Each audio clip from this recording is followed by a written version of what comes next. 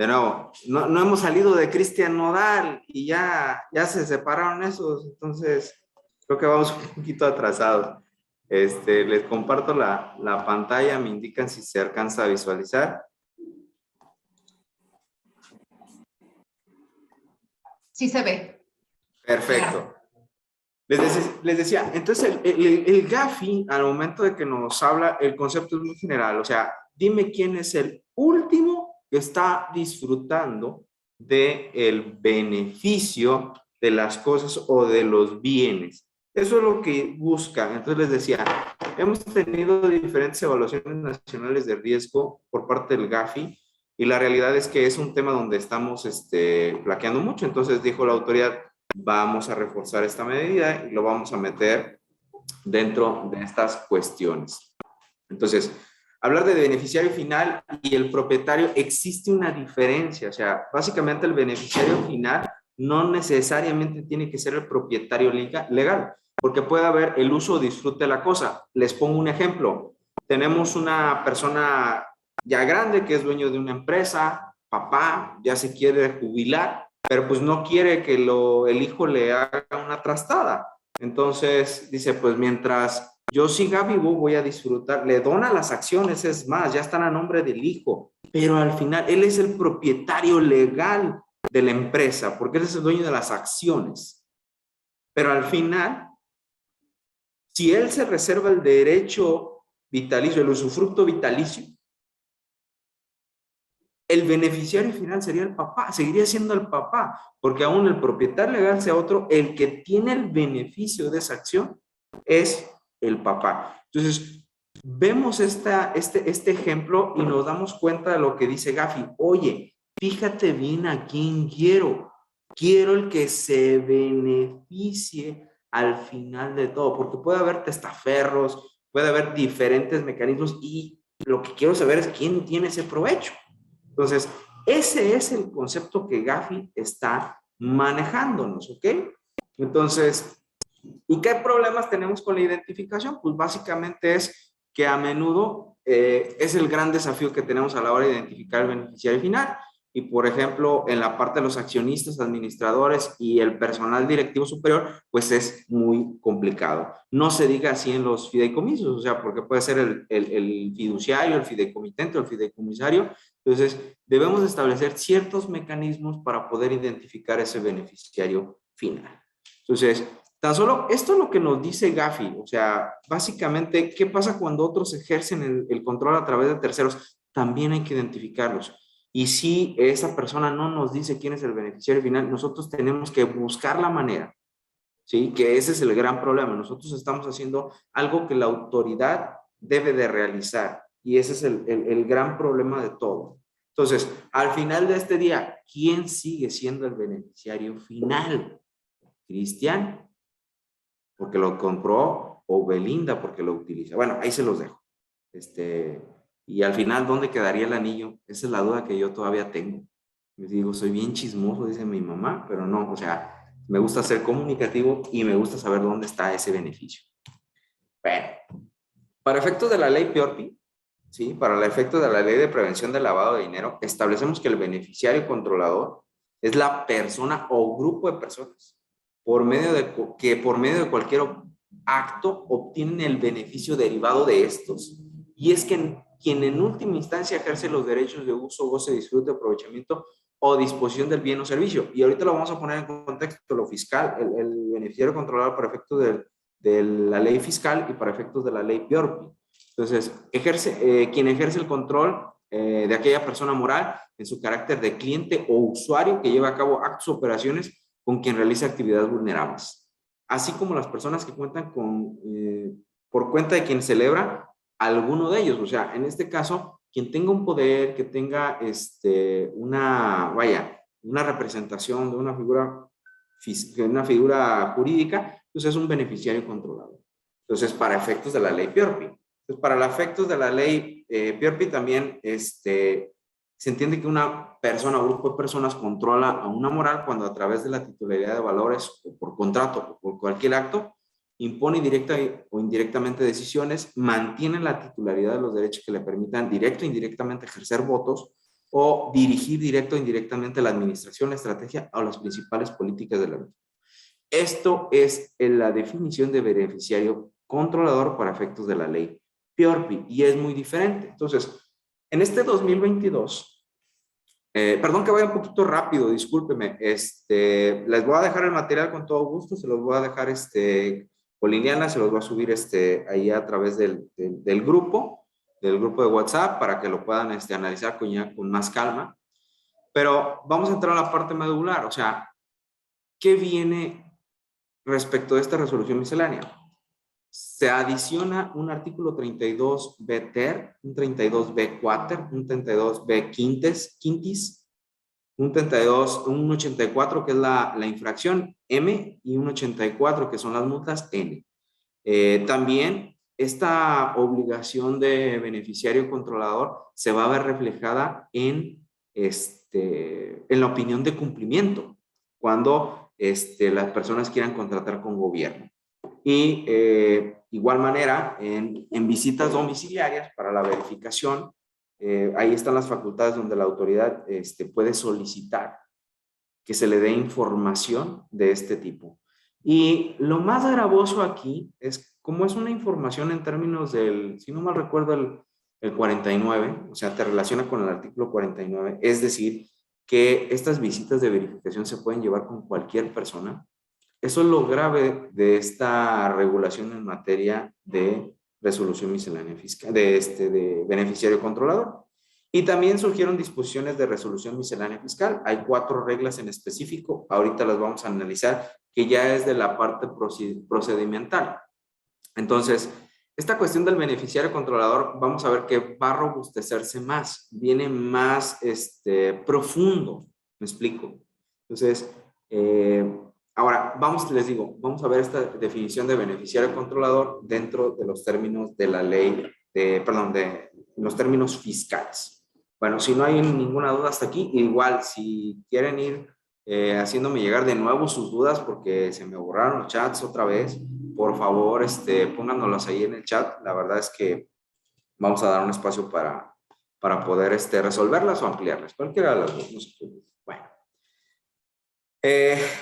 Esta regulación en materia de beneficiario controlador, estas son las reglas, son 4 reglitas, que son los criterios para determinar la condición de beneficiario controlador, los mecanismos de identificación, la información y sobre todo esta regla, la 28122, es la que tenemos que ver muy a detalle y es ya la información complicada.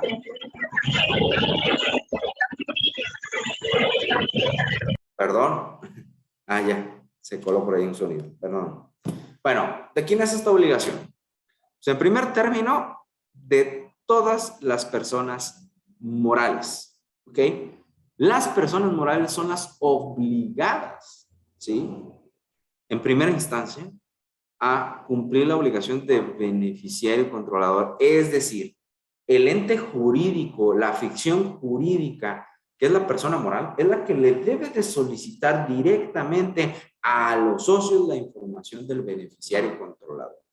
De igual manera, las fiduciarias, los fideicomitentes o fideicomisarios tienen una obligación. Esto es lo amplio y lo que nos quejábamos al inicio del año con esta cuestión de beneficiario final. O sea, es tan amplio. O sea, las partes contratantes o integrantes. O sea, un contrato, decíamos, bueno, o sea, llega hasta el absurdo de decir, un contrato de compraventa, hay partes contratantes. Un acto jurídico como tal. El que más se le asimila por su condición, pues es la asociación en participación. La asociación en participación es un contrato en términos de la ley civil, donde hay un asociante y un participante que se reúnen, tanto recursos humanos, materiales y económicos, para realizar una cosa en concreto. ¿Me explico? Entonces ahí sí hay partes contratantes, un asociante y un participante, ¿sí? Y ahí sí cabe saber quién es el beneficiario controlador en esa figura. Pero es tan vasto y tan amplio que hasta un contrato de compraventa, una prestación de servicios, pudiera formar parte de un beneficiario controlador o buscar esa manera, siempre y cuando, lógicamente, cumpla con el objetivo de que haya un beneficio al final para una persona física. Entonces, a ese absurdo llega esta regulación. Oye, David, estás exagerando. Sí, pero si tú te pones detenidamente a visualizar el artículo 32 bis, 32b bis, es muy vasto, ahorita lo vemos. Igual, ¿a quién está dirigido? Pues, se modifica este artículo 30 y como parte de la regulación del artículo 30 es que esto se debe de conservar dentro de la contabilidad, ¿sí? Forma parte de la contabilidad y al formar parte de la contabilidad tenemos dos obligaciones principales: integrarlo y tenerlo o mantenerlo actualizado. Esa es una de las principales obligaciones del beneficiario controlador. O sea, esta obligación no termina ahorita, no terminó el día 1 de enero que tú le pediste, o digo que tú fuiste bien cumplido y le pediste la información a a tus socios accionistas de quién es el beneficiario controlador. ¿Me explico? Entonces, y lo importante, debe de ser información fidedigna, completa y actualizada de los beneficiarios controladores. ¿Ok? Igual, ustedes saben que México forma parte de diversos tratados para intercambio de información. Por ejemplo, el FATCA. El FATCA es un intercambio de información que se lleva cada septiembre, donde México le envía la información a Estados Unidos, específicamente de las operaciones que llevó a cabo los ciudadanos americanos en territorio nacional y viceversa. Les envía a Estados Unidos la relación de los mexicanos que llevaron a cabo operaciones en la, ¿cómo se llama? Que llevaron operaciones en territorio americano respecto de las cuentas bancarias sobre todo. Eso es lo que regula FATCA, ¿me explico? Entonces, es una parte importante y lo que pasa es que este intercambio de información, como es recíproco, en términos del artículo 69, pues estamos obligados a enviárselos. Entonces, este artículo 32b ter habla que esta obligación, tanto de morales fiduciarias, así como de partes contratantes, como parte de su contabilidad, pues nosotros debemos de tenerla a la mano y debe ser, les vuelvo a repetir, información fidedigna, completa y actualizada de los beneficiarios controladores. ¿Quiénes también están obligados? Notarios, corredores y cualquier otra persona que intervenga en la formación y celebración de contratos o actos jurídicos que dé lugar a la constitución de dichas personas o la celebración de fideicomisos o cualquier otra figura. Y su obligación es obtener información para identificar los beneficiarios controladores y adoptar las medidas razonables a fines de comprobar su identidad. De hecho, los notarios ya estaban cumpliendo con esta medida. Los notarios, por ley PIORPI, tenían que identificar a los clientes y usuarios y en este caso, en determinados momentos, pues hay un beneficiario controlador. Entonces, aquí también tienen obligación de identificarlo. No sé quiénes a últimas fechas hayan acudido a un notario a la constitución, por ejemplo, de una persona moral. Para poder llevar a cabo la constitución de una persona moral, pues al final del día nos están pidiendo información personal y nos están pidiendo información adicional. ¿De quién? De los cónyuges, que no tuvieran relación en principio de cuenta con la operación, pero que por esta obligación les están pidiendo que cumplan. ¿Me explico? Entonces, es una cuestión muy, muy importante. Igual, entidades financieras están obligadas a adoptar medidas razonables a fin de comprobar su identidad.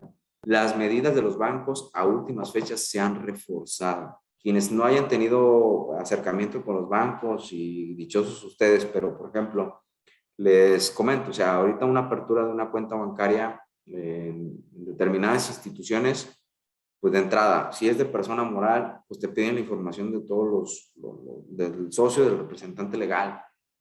Piden que se haga una investigación por parte del Ejecutivo, que es el due diligence, la debida diligencia, ¿sí?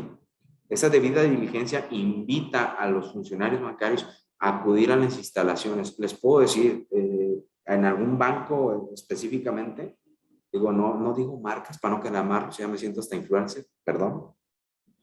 En algunos bancos les piden que al funcionario vaya a las oficinas de la empresa y se tome una foto junto al representante.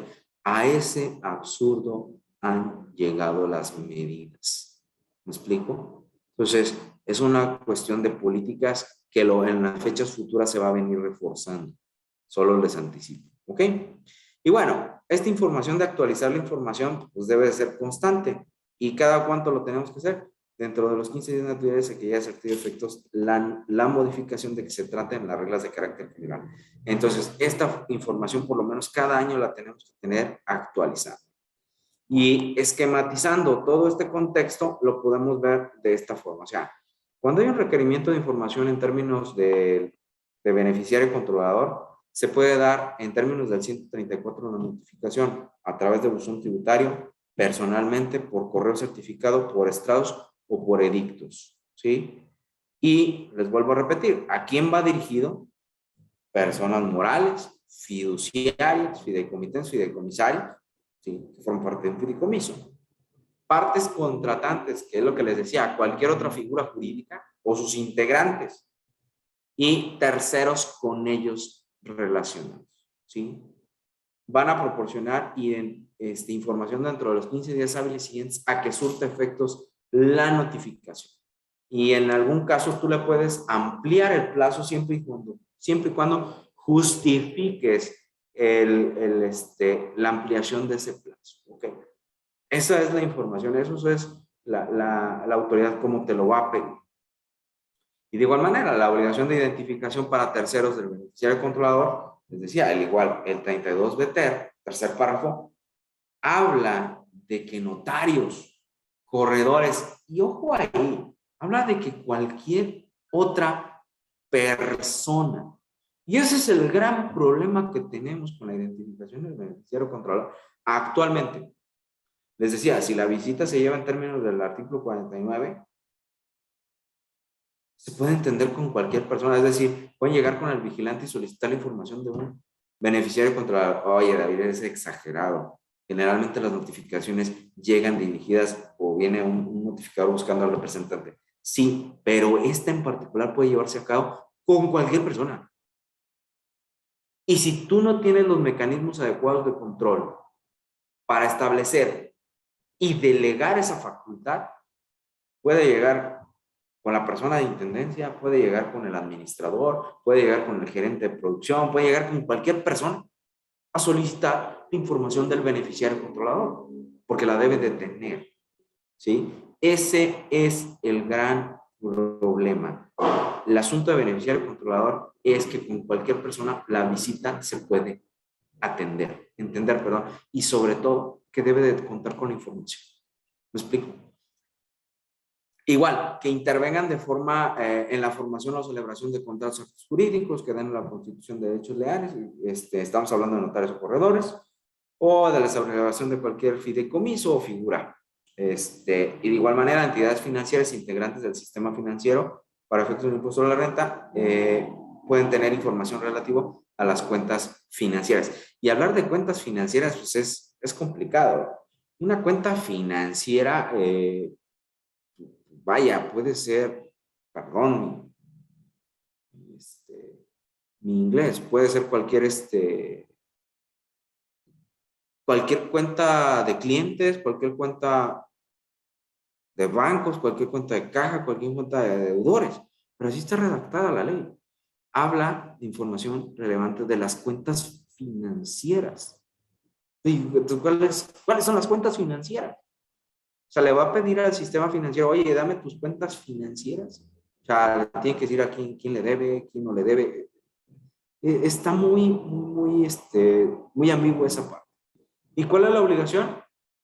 ¿O qué obligaciones tenemos? Tenemos que tener obligación de información e identificación de los beneficiarios. Medidas razonables para comprobar la identidad y proporcionar al SAT cuando lo requiera la información. ¿Sí? Entonces, este 32 BTR está grosero, pero hay que cumplirla. Igual, les digo, es con cualquier persona, ¿sí? Con cualquier persona dentro de los 15 días siguientes efectos de la notificación, debe de proporcionar la información. Entonces, si lo vemos desde un cumplimiento, o sea, existen convenios entre el SAT, entre el registro público de la propiedad, que ya en este caso ya pues, es un registro público a nivel, se está buscando que sea a nivel nacional. Por lo menos sociedades sí es a nivel nacional. un registro público de la propiedad. También tiene celebrados convenios con la UIF, con la Comisión Nacional Bancaria de Valores, con la Comisión Nacional de Seguros y Ahorros para el Retiro y el SAT, y busca a quienes, a las personas morales fiduciarias, a las partes integrantes y a terceros relacionados. ¿Para qué? Para que nos revelen quiénes son los beneficiarios controladores. O sea, hay mucha información y lo que buscan es que sea veraz y exacta esa información. ¿Ok? Entonces, ¿quién es el beneficiario controlador? O sea, en una persona moral, ¿quién es el beneficiario controlador? O sea, el beneficiario controlador, en este caso sí es muy preciso y va muy vinculado con lo que habíamos visto del GAFI en la recomendación, que busca a la persona física o grupo de personas físicas. ¿Ok? Aquí sí está volteando a ver a la figura física, a la persona, al ser humano, hasta dónde está llegando esta parte. ¿Ok? Y busca que directa o por medio de otra u otras o de cualquier acto jurídico obtienen el beneficio derivado de la participación de una persona moral, fideicomiso o cualquier otra figura jurídica, así como cualquier otro acto jurídico. O es quien en última instancia ejerce o ejercen los derechos de uso, goce, disfrute, aprovechamiento o disposición de un bien o servicio, en cuyo nombre realizan una transacción, aun y cuando lo haga de forma contingente. O sea, de forma involuntaria, básicamente. Entonces, lo que estamos llevando, o en este caso ya nos dijo claramente la legislación, busco a la persona física que use, goce, disfrute o aproveche o pongan a disposición un bien o servicio.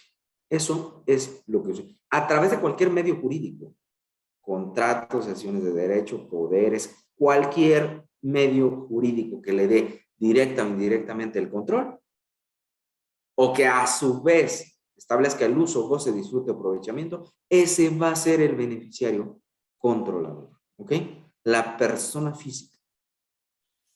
Y puede ser directa e indirecta, y se precisa, directa, indirectamente o de forma contingente, que ejerce el control de la persona moral o fideicomiso o cualquier otra figura. Se entiende que una persona física o grupo de personas físicas pueden ejercer el control a través de la titularidad de valores, es decir, por la tenencia accionaria o por contrato, ¿sí? O por cualquier otro acto jurídico. O que puedan imponer directo e indirectamente las decisiones en la Asamblea General de Accionistas. ¿Cuántas veces no pasa, les digo, el papá ejerce su patriarcado y todavía, aun y cuando los hijos son titulares de los derechos, el control que ejerce el papá en los hijos, ¿sí? Sin ningún medio legal, es suficiente para tomar la decisión. Entonces, aun y cuando en papel no hay un beneficiario, es un beneficiario final diferente, el beneficiario controlador, ¿sí? El que ejerce la titularidad del derecho, el que impone las decisiones, es una persona diferente y es al que hay que identificar. Esa es la parte importante.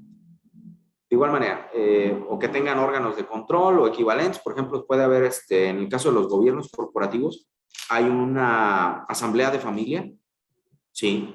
Que igual le pueden dar formalidad o no le dan formalidad, es decir, lo pueden llevar ante notario público o se puede quedar como un simple acuerdo de voluntades, donde dentro de un consejo de familia, cuando tenemos una empresa familiar, pues tenemos la asamblea de accionistas, que es el órgano supremo de la persona moral, y está hasta este nivel, y se entendería que es el máximo nivel jerárquico.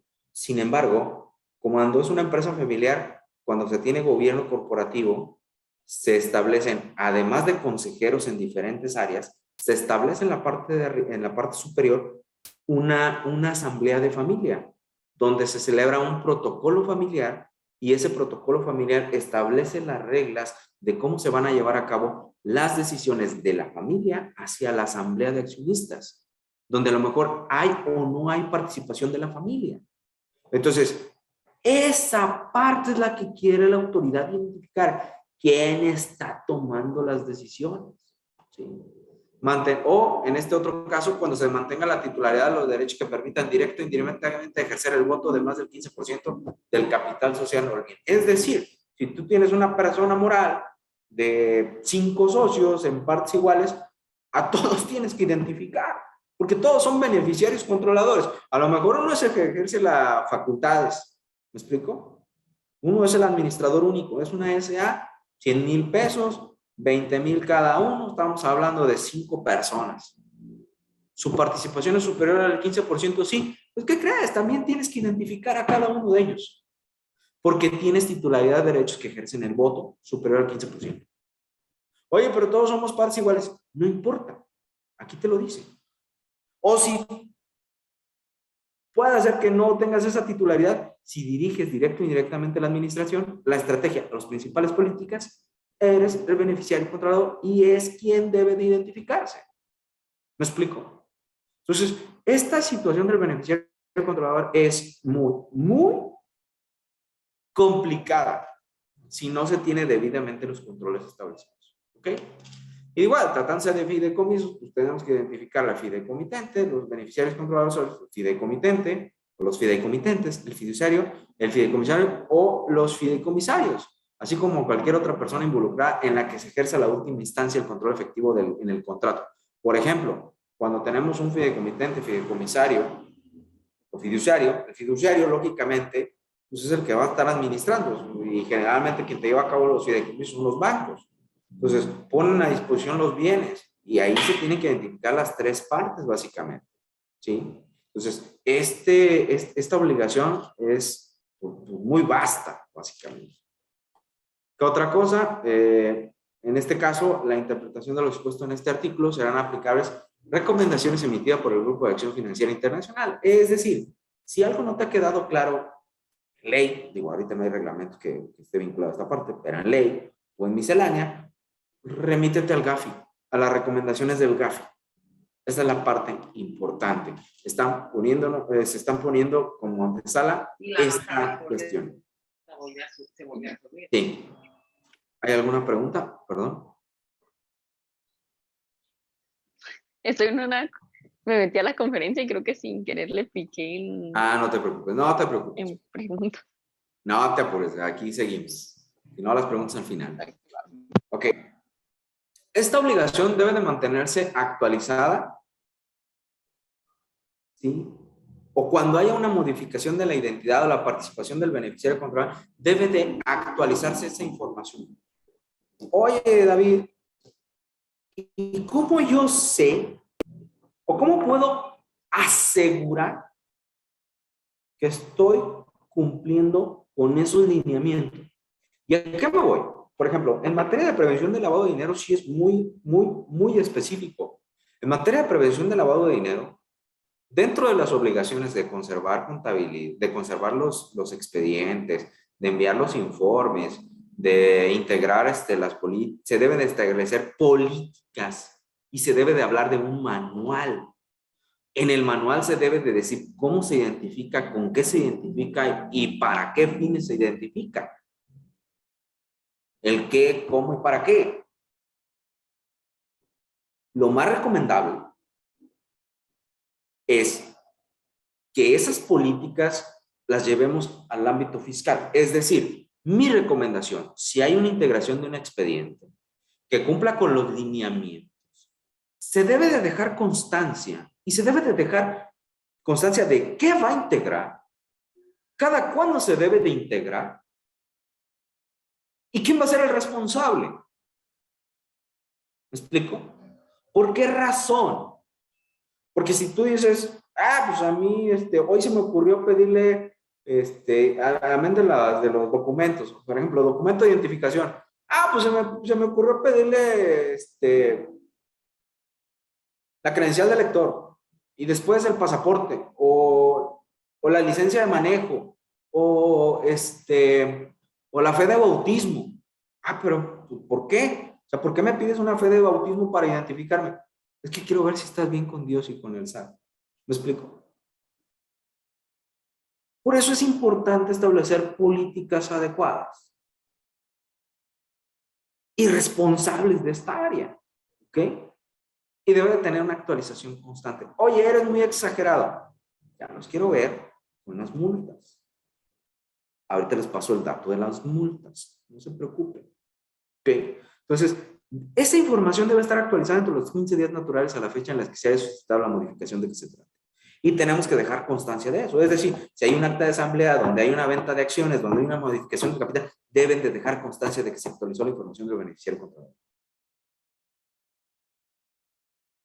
¿Cuál es mi recomendación? Entrando al ejercicio. O, en su defecto, se debe dejar constancia de que esa actualización de información se hace con la presentación de la declaración anual, con la celebración de la asamblea anual. Todo depende, pero debes de dejar claramente establecidas las políticas.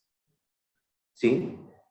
Esa es una recomendación que nosotros estamos adoptando de prevención de lavado de dinero y que es, digo, ¿por qué la estamos adoptando? Porque Gafi nos dice, oye, tienes que tener un manual.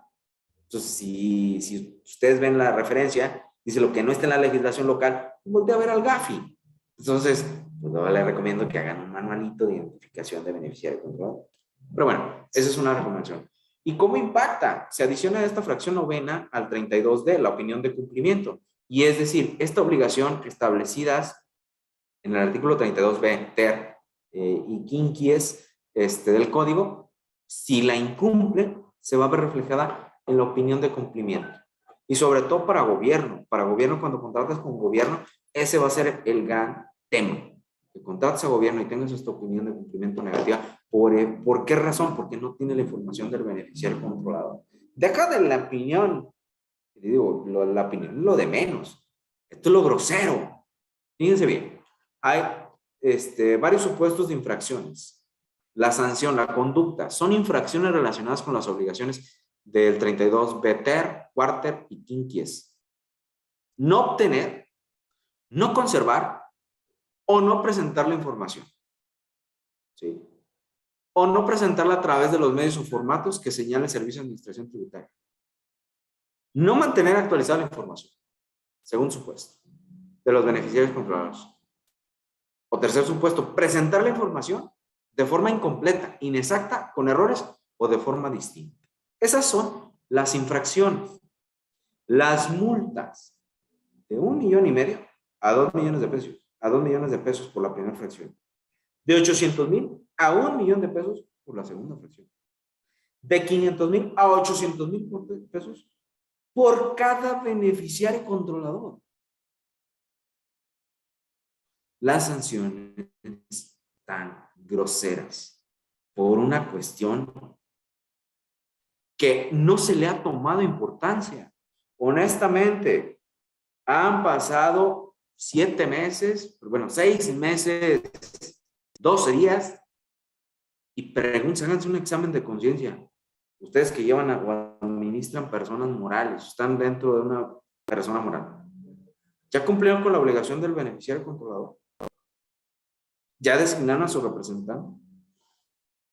Al que es al designado a resguardar la información. Cumplen con la ley de información en posesión de terceros, su aviso de privacidad. Todas esas cuestiones que parecieran que no tienen relación, importan. ¿Sí? Importan. ¿Ok? Entonces, las sanciones están groseras. Pero bueno, ¿qué nos dice la cláusula habilitante? ¿Sí? Las reglas misceláneas. Pues las reglas misceláneas, si la ley fue explícita, las reglas misceláneas dicen, ahí te voy, se aventaron como gordo en tu hogar. Y en este caso nos dice que para efectos del 32, los beneficiarios controladores, las personas morales, o sea, la obligación es de la moral, de la persona moral, no del representante, no, la obligación es de la moral. Oye, pero ¿quién ejerce el control de la moral o quién ejerce las facultades de la moral? El representante. Sí, pero la obligación en primera instancia es de la moral. ¿Sí?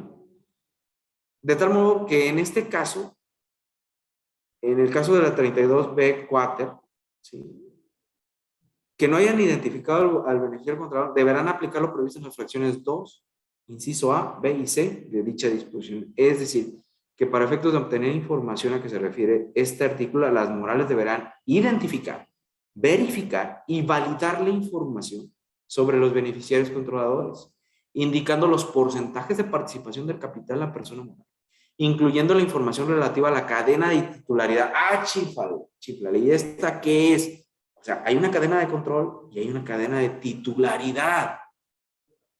Ok, ¿de qué soy titular y de qué represento, qué me representa y qué controlo? Ese es otro asunto.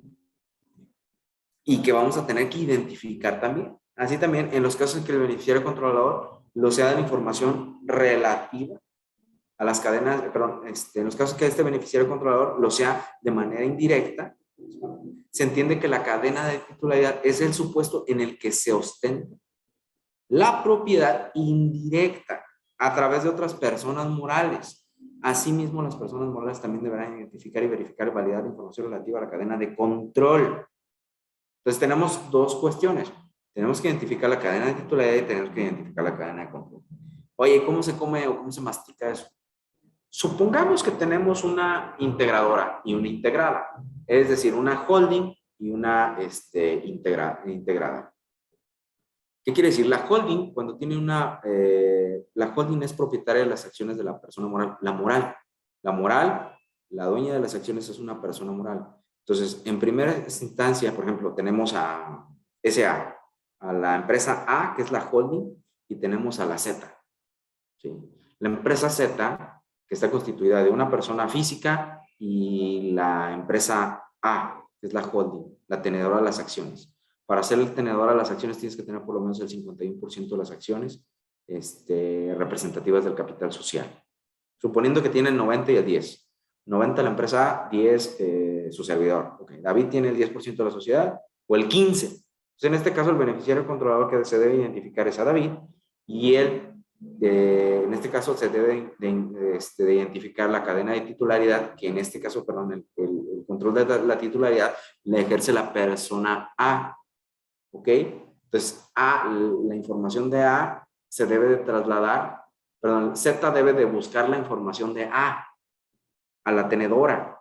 Y a su vez, dentro de A hay que ver si no existen otras personas morales titulares de las acciones. Y si los hay que identificar a las físicas de esas empresas que integran la holding. Entonces, esto es la cadena de titularidad. Oye, y la cadena de control va a ser específicamente los propietarios de esas acciones. Entonces, sí es un tema complejo, sí es un tema, sobre todo cuando tú tienes ya niveles corporativos de 5, 6, 8 niveles corporativos. Y digo, hay empresas que pues, empiezan chiquitas y pues, empiezan a diversificar y tienes una empresa tractora y esta compra. Y digo, cuando lo hacemos de manera pues, natural, siempre hay el dueño de la empresa y el mismo dueño aparece aquí abajo como física, no como moral. Y está en la empresa A, en la empresa B, C, D, E, F y sigue como física. Pero cuando entramos en la parte de la reestructura, a consolidar esta información financiera u optamos por pagar nuestros impuestos como de manera consolidada, como un grupo de sociedades, la opción para personas morales integradas. Entonces, en este punto es cuando ya brincamos esa cadena de control y tenemos una cadena de titularidad en las empresas tenedoras y en las empresas subsidiarias. Y en la tenedora, pues ya es una cadena de control. No sé si hasta ahí queda claro, la verdad es un poquito enredoso ese asunto, pero la intención es de que ustedes vean que a diferentes niveles corporativos también hay control y titularidad. ¿Ok? Vaya. ¿Qué nos dice si no logramos identificarlo? Bueno, si no identificamos a la persona física bajo los criterios establecidos en el artículo 32B4, se considerará como beneficiario controlador a las personas físicas que ocupen el cargo de administrador único. Es decir, por ejemplo, tenemos 10 socios y todos participan con menos del 10%, o con el 10%, perdón. Pues en estricto sentido, los socios no hay un beneficiario controlador porque ninguno tiene una participación conforme al artículo 32B4 superior al 15%. Entonces, en primer término, pues no tenemos que identificar más que al administrador único. Ya identificando al administrador único, ¿sí? O a la persona moral que se habla, que ostente la cadena de control, o en su equivalente, debemos de dejar constancia de toda esa información. Y en caso de que la persona moral cuente con un consejo de administración u órgano equivalente, cada miembro de dicho consejo se considerará como beneficiario controlado. Es decir, por ejemplo, en una sociedad anónima tenemos dos maneras de administrar: los consejos de administración o administrador único. Por ejemplo, en una SAPI, en una sociedad promotora de inversión, no cabe un administrador único. Por disposición de la Ley del Mercado de Valores, el consejo, las sociedades anónimas promotoras de inversión forzosamente tienen que tener un consejo de administración. Entonces, el órgano de dirección, por ejemplo, en una SAPI, se integra por lo menos por 3: presidente, secretario y tesorero. Entonces, nos dice, oye, si ninguno tiene participación superior al 10%, me vas a tener que identificar al administrador, o en su caso al equivalente. Es decir, si es una SA normalita y tienes administrador único, a esa persona tiene que ser la beneficiaria controladora. Si eres una SAPI y tienes 3 miembros, presidente, secretario y tesorero, a los 3 miembros del consejo los vas a tener que identificar. Son los beneficiarios controladores. Se las pongo todavía, digo, me adelanto un poquito a las cuestiones de cierre. Por ejemplo, no sé, quienes a últimas fechas hayan tramitado una firma electrónica, primera o renovación, como obligación, el SAT te está diciendo que le reveles quién es el beneficiario controlador. Le tienes que hacer un documento firmado por el representante legal, en este caso el que vaya a hacer la gestión del trámite de la firma electrónica, donde le debes de decir quién es el beneficiario controlador. Y si tú no has volteado a ver esta parte, estás infringiendo las disposiciones. Es decir, si a ti te valió cacahuate y dices tú, es que el otro, por ejemplo, nos pasó bien curioso ahí en el despacho, mandamos a hacer una renovación de firma y teníamos un formato muy sencillo. Decíamos, yo, administrador con RFC, manifiesto que el beneficiario controlador es fulano de tal, con RFC. Ni decíamos participación, nada. ¿Me explico? Entonces nosotros, si no teníamos cuidado de mandar o de manifestar esa información, nosotros ya le dijimos a la autoridad, por ejemplo, mandamos una SAPI y no le pusimos que el órgano de administración son presidente, secretario, tesorero, y ellos son los que ejercen el control. Y si no tuvimos el debido cuidado de voltear a ver estas reglas y manifestar que los beneficiarios controladores sean presidente, secretario y tesorero, aunque no participen de acciones, sobre todo en el caso de presidente, de tesorero y secretario, estamos infringiendo la norma. ¿Por qué? Porque le estamos dando datos inexactos a la autoridad y ya seríamos sujetos de la sanción de 500,000 pesos. Ojo ahí. Entonces, sí es importante voltear a ver la información que estamos revelando. ¿Y alguna duda, comentario, pregunta? Ok. Vamos. Entonces, Tenemos igual. una pregunta, contador. Sí. Dice, ¿en qué momento o cuál es el plazo para presentarlo a la autoridad? ¿O solo es hasta que se requiera? Es hasta que te requiera. Tu obligación es de tenerla, pero hasta que la autoridad te lo requiera, tú cuentas con el plazo, digo, depende del tipo de verificación. Si es una visita domiciliar, te van a solicitar la información y te van a dar el plazo de los 15 días. Y si no lo tienes, puedes obtener 10 días adicionales manifestando el por qué no lo tienes. Pero en el momento en que te lo pidan, como forma parte de la contabilidad, o sea, debemos de identificar, esta obligación está relacionada con la contabilidad. Es decir, la información de beneficiario controlador forma parte de la contabilidad. Entonces, cuando tú tienes una revisión y te piden que exhibas la contabilidad, dentro de la parte de la contabilidad se debe de identificar o se debe de establecer la identificación de manera inmediata. Por eso lo digo, o sea, en la visita, como forma parte de la contabilidad, sí tendrías que presentarlo de manera inmediata. si te lo requieren fuera del procedimiento de visita, sí pudieras solicitar, te tendrían que dar el plazo de los 15 días. No sé si me explico. O sea, a lo que dice María de los Ángeles, o sea, son dos supuestos. ¿Cuál es mi criterio? Al formar parte de la contabilidad, la información del beneficiario controlador se debe de exhibir en el momento que inicie la visita domiciliaria. ¿Me explico? Ahí se tendría que exhibir si es que te están solicitando la contabilidad. Ahora bien, si te lo están pidiendo por otro medio, ahí sí es procedente el plazo de los 15 días. No sé si me alcanzo a entender. Ok, si tengo una sociedad desde 2012 y soy representante legal y administrador único, ¿qué debo de hacer exactamente? Una carta, un documento notarial. En este caso, ¿qué tendrías que hacer? Primero que nada, recabar la información. Y es la regla, la 28122, ahorita lo vemos. Recabar la información ¿de quién? Del administrador único o del que se ostente con una participación superior al 15%. O sea, son dos cuestiones, administrador único y por otro lado, quien tenga participación superior al 15% de cajón. ¿Estamos? Cuando son puras físicas. ¿Qué debes de hacer? Recabar la información y conservarla y tenerla actualizada.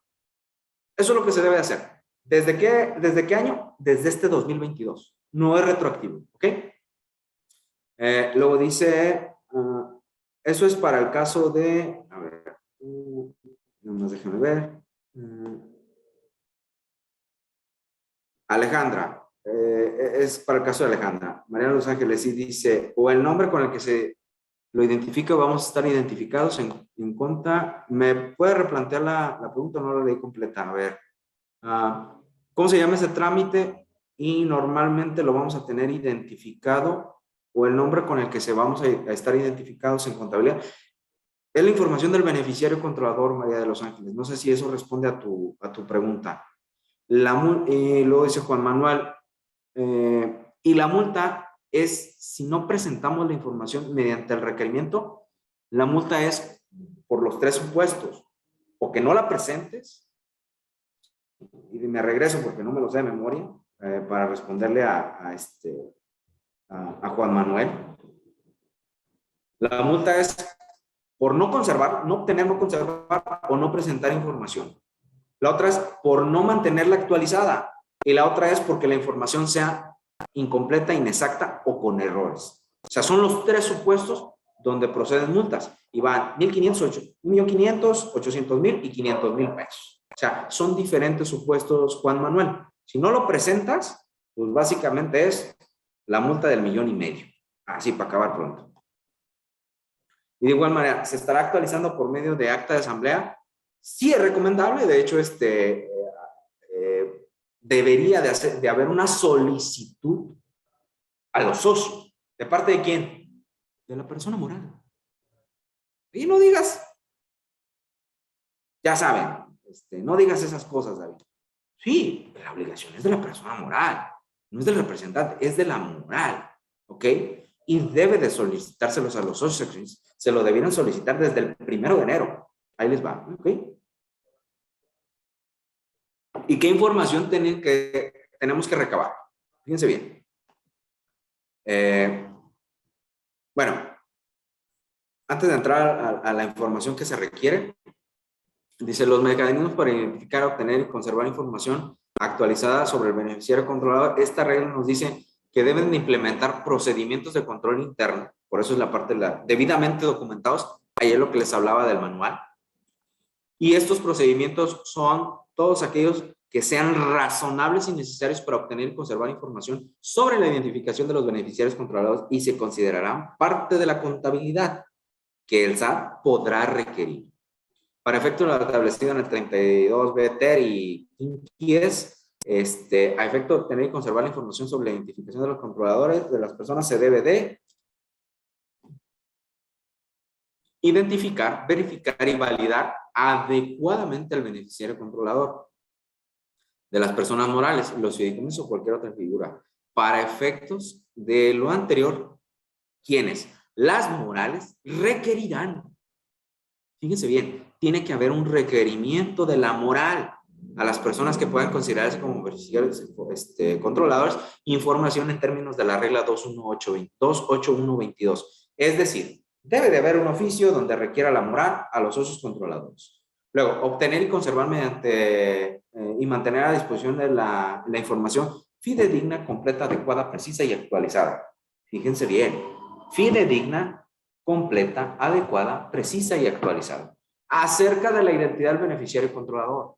Y deberán de establecer procedimientos. O sea, debe de haber un manual para las personas que puedan considerarse beneficiarios, controladores, y les proporcionarán información actualizada de sus condiciones como tales, así como quienes informen de cualquier cambio en su condición para estar en aptitud de dar cumplimiento. Conservar la información del beneficiario controlador, la cadena de titularidad y la cadena de control. Es decir, tenemos que definir si hay cadena de titularidad y cómo se da, si hay cadena de control y cómo se da, y si hay beneficiario controlador y cómo se da. Esos son 3 elementos indispensables. Proporcionar, permitir acceso oportuno a las autoridades y otorgarles las facilidades para que accedan a la información de los registros. Básicamente estas las obligaciones, esta es la forma. Y ahora, el qué y ahora el cómo, ¿ok? De igual manera, cuando el SAT requiera a los notarios, corredores o cualquier otra persona que intervengan en la formación o la celebración de los contratos, pues que den lugar a la constitución de personas morales o celebración de fideicomisos, en términos del artículo 134, es decir, debe de haber una notificación del requerimiento, pues la entidad financiera, los integrantes deberán de establecer o deberán de precisar el procedimiento que llevaron a cabo para obtener la información. Por eso la importancia de tener debidamente documentado. Ojo, de verdad, estamos echando en saco roto esta parte. Porque en primer término, ¿quién te tiene que requerir? La moral. Es un cumplimiento, es un compliance en materia de beneficiario controlador. ¿Me explico? Las multas son groseras. ¿Y qué quiere la autoridad? Fíjense bien.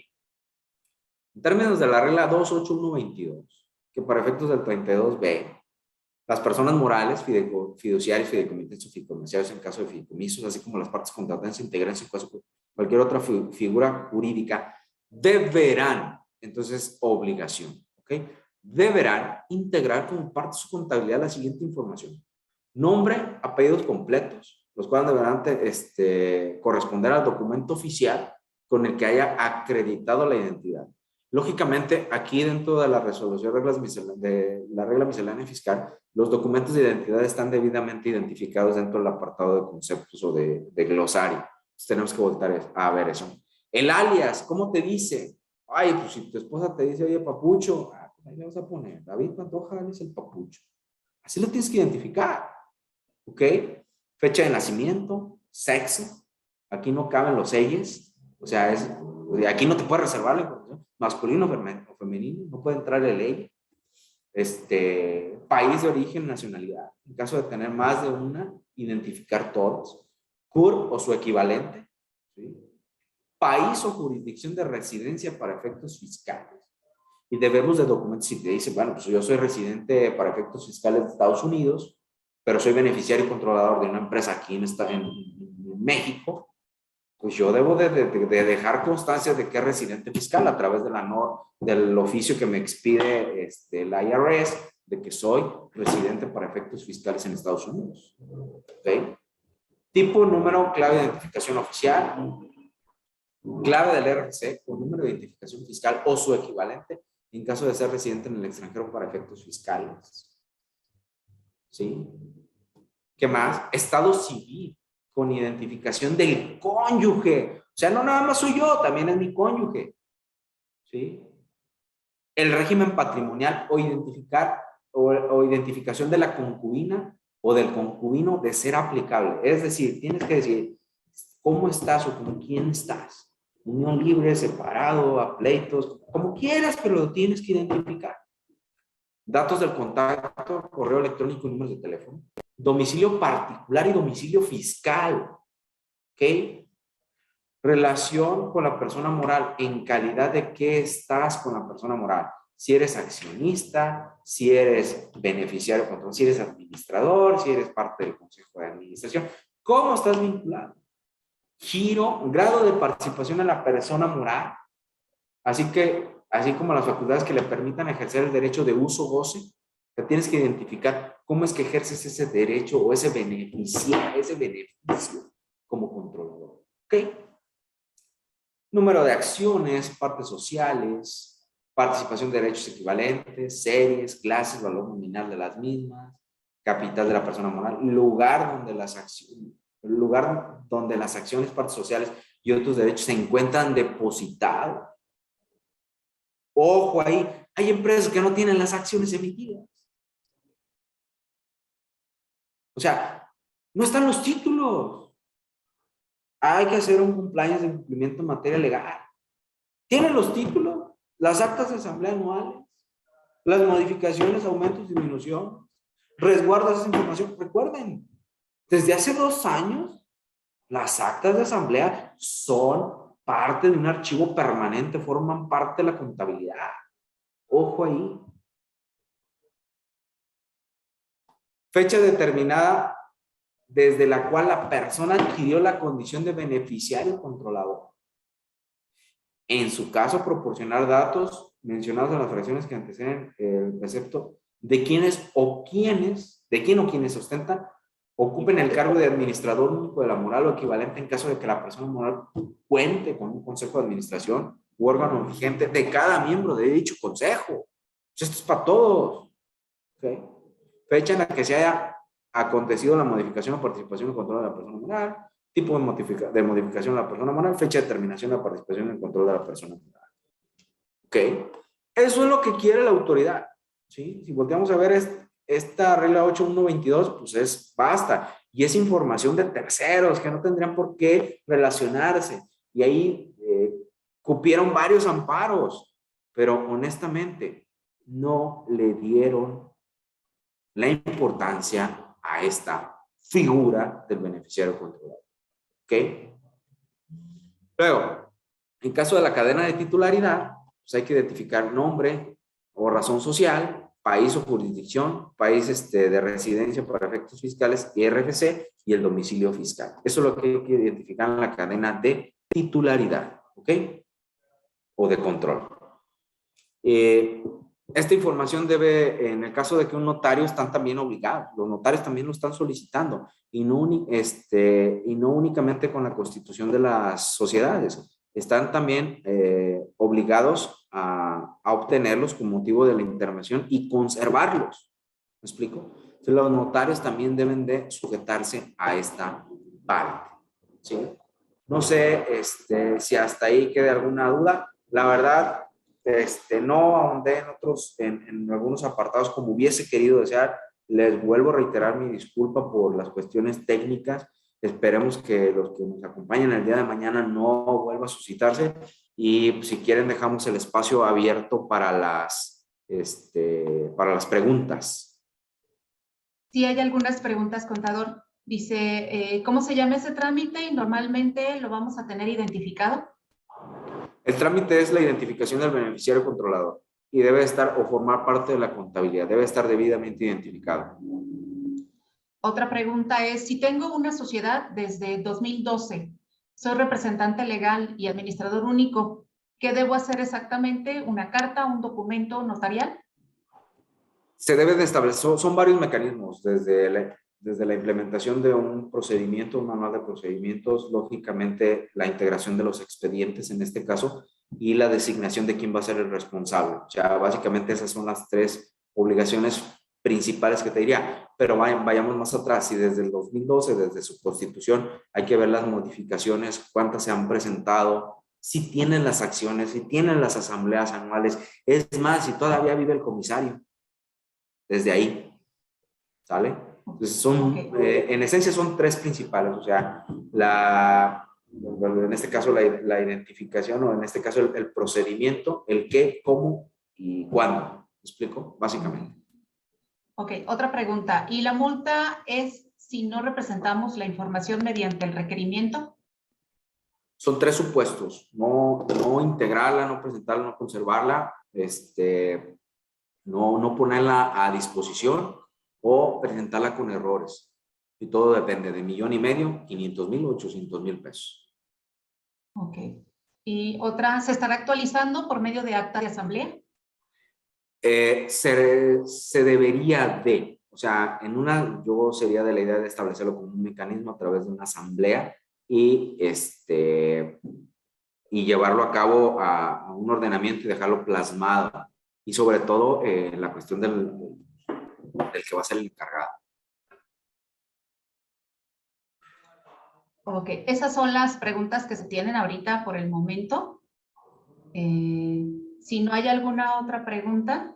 Si gustan abrir sus Pasamos. micrófonos con toda confianza, por favor. Digo, si se permite, pues de mi parte no hay problema. Si alguien tiene a bien hacer alguna pregunta, con todo gusto. Ahorita no cuestan. Si tienen alguna pregunta, pueden hacerla en este momento, sino para poder concluir.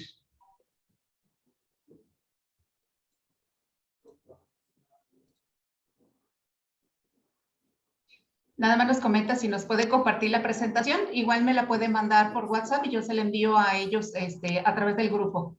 Sin problema. Sin problema. Pues bueno, si no entendieron, no se preocupen, no hay problema. Sí, al parecer ya no hay.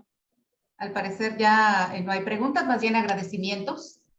Okay. Agradecimientos hacia su participación. Perfecto, ¿no? Pues encantado. Yo espero sirva. La verdad es que vuelvo a reiterar mis disculpas por fallas técnicas, pero con todo gusto les paso la presentación. No echen, las recomendaciones es que no echen en saco roto esta cuestión del beneficiario controlador. Realmente es como, por ejemplo, con la discrepancia fiscal con las tarjetas de crédito. Nos han dicho tantas veces, ahí viene el logo, ahí viene el logo, ahí viene el logo, pero realmente si no prestan atención, el día que llegue, ese día lo van a sufrir las de Caín. Ese es el único asunto. Mi recomendación, oblíguense, busquen la manera de cumplir. Es un mecanismo de control. Realmente nos sirve mucho voltear a ver al GAFI, al Grupo de Acción Financiera Internacional, donde el GAFI es el principal precursor de esta obligación y tiene un sentido. Hay que ver quién es el que realmente usa, goza o disfruta de los bienes. ¿Ok? Esa es la parte importante. Bueno, pues damos las gracias a nuestro ponente, el maestro David Pantoja Ruiz. En este momento en el chat acabo de compartir el formulario de evaluación. Les pedimos a todos los asistentes que lo llenen, por favor. Igualmente, en varias sesiones, en varios momentos estuvimos compartiendo el formulario de registro. Ese formulario de registro es para poder obtener sus constancias. Bueno, pues si no hay alguna participación, los invitamos a seguir participando de los cursos virtuales y en los eventos presenciales en el auditorio de la Universidad Don Bosco, como son el 18 de julio, de 9 a 11 horas, el panel de la norma 035, el 20 de julio, de 9 a 11, el panel de inclusión laboral y nuestra conferencia cierre el 22 de julio a las 9:30, vivir el presente. Así como las actividades de separación y de reciclaje de residuos el 22, 23, de 9 a 3 de la tarde en la antigua estación de ferrocarril, recolección de electrónicos, el 24 de julio de 11 a 3 de la tarde en la Plaza de San José Obrero, la recolección de varios residuos, separar, bueno, en este caso los residuos separar y los residuos limpios. Se puede armar un equipo y al acudir al reciclaje tomar una foto y estas nos las pueden enviar a Canacintra para subirlas a las memorias del evento o las pueden enviar a través del WhatsApp del grupo que se tiene. Bueno, pues entonces, si no hay más preguntas, concluimos. Muchas gracias nuevamente, maestro David Pantoja Ruiz. Agradecemos su participación. Gracias a todos. Al contrario, encantado. Digo, siempre soy partícipe de que mi casa Canacintra, yo quiero mucho Canacintra. Y sin lugar a dudas, este es un gran esfuerzo, honestamente, la logística que hay atrás de esta semana de cultura laboral. es de reconocerse, de aplaudirse, y sobre todo la constancia que tienen los empresarios, los que participan activamente en esta celebración de Semana de Cultura Laboral. Sin duda, les puedo decir de propia voz que es un gran esfuerzo, y sobre todo el reconocimiento total a la Cámara y a la administración, que es la que se la rifa, como se dice coloquialmente. Muchas gracias a ustedes. Muchas que tengan un gracias a excelente todos. día. Gracias. Gracias a todos. Terminamos.